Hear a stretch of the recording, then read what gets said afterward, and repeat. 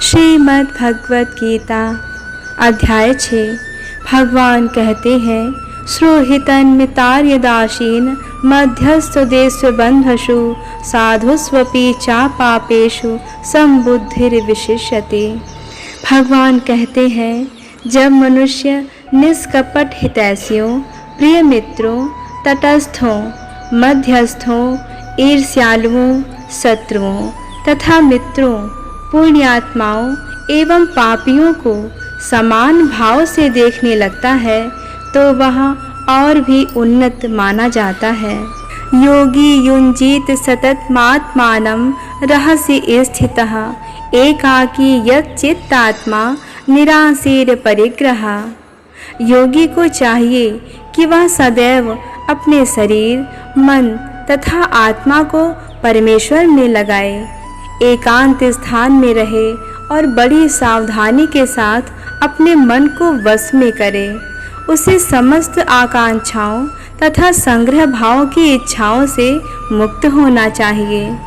तात्पर्य है कि कृष्ण की अनुभूति ब्रह्म, परमात्मा तथा श्री भगवान के विभिन्न रूपों में होती है। संक्षेप में कृष्ण भावनामृत का अर्थ है भगवान की दिव्य प्रेमा भक्ति में निरंतर प्रवृत्त रहना। किंतु जो लोग निराकार ब्रह्म अथवा अंतर्यामी परमात्मा के प्रति आसक्त होते हैं, वे भी आंशिक रूप से कृष्ण भावना भावित हैं, क्योंकि निराकार ब्रह्म कृष्ण की आध्यात्मिक किरण है और परमात्मा कृष्ण का सर्वव्यापी आंशिक विस्तार होता है। इस प्रकार निर्विशेषवादी तथा ध्यान योगी भी अपरोक्ष रूप से कृष्ण भावना भावित होते हैं। प्रत्यक्ष कृष्ण भावना भावित व्यक्ति सर्वोच्च योगी होता है, क्योंकि ऐसा भक्त जानता है कि ब्रह्म तथा परमात्मा क्या है। उसका परम सत्य विषय ज्ञान पूर्ण होता है, जबकि निर्विशेषवादी तथा ध्यान योगी अपूर्ण रूप में कृष्ण भावना भावित होते हैं। इतने पर भी इन सबों को अपने अपने कार्यों में निरंतर लगे रहने का आदेश दिया जाता है, जिससे वे देर सवेर परम सिद्धि प्राप्त कर सकें। योगी का पहला कर्तव्य है कि वह कृष्ण पर अपना ध्यान सदैव एकाग्र रखे। उसे सदैव कृष्ण का चिंतन करना चाहिए और एक क्षण के लिए भी उन्हें नहीं भुलाना चाहिए। परमेश्वर में मन की एकाग्रता ही समाधि कहलाती है। मन को एकाग्र करने के लिए सदैव एकांतवास करना चाहिए और बाहरी उपद्रवों से बचना चाहिए। योगी को चाहिए कि वह अनुकूल परिस्थितियों को ग्रहण करे और प्रतिकूल परिस्थितियों को त्याग दे, जिससे उसकी अनुभूति पर कोई प्रभाव न पड़े।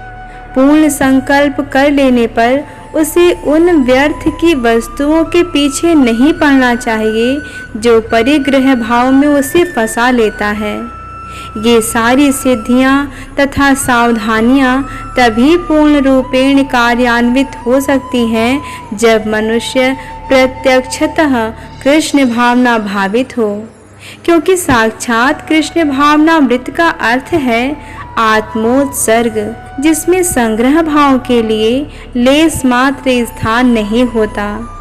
शील रूप गोस्वामी कृष्ण भावनामृत का लक्षण इस प्रकार देते हैं कि जब मनुष्य किसी वस्तु के प्रति आसक्त न रहते हुए कृष्ण से संबंधित हर वस्तु को स्वीकार कर लेता है, तभी वह परिग्रहत्व से ऊपर स्थित रहता है। दूसरी ओर जो व्यक्ति कृष्ण से संबंधित प्रत्येक वस्तु को बिना जाने त्याग देता है, उसका वैराग्य पूर्ण नहीं होता। कृष्ण भावना भावित व्यक्ति भली भांति जानता रहता है कि प्रत्येक वस्तु श्री कृष्ण की है। फलस्वरूप वह सभी प्रकार के परिग्रह भाव से मुक्त रहता है।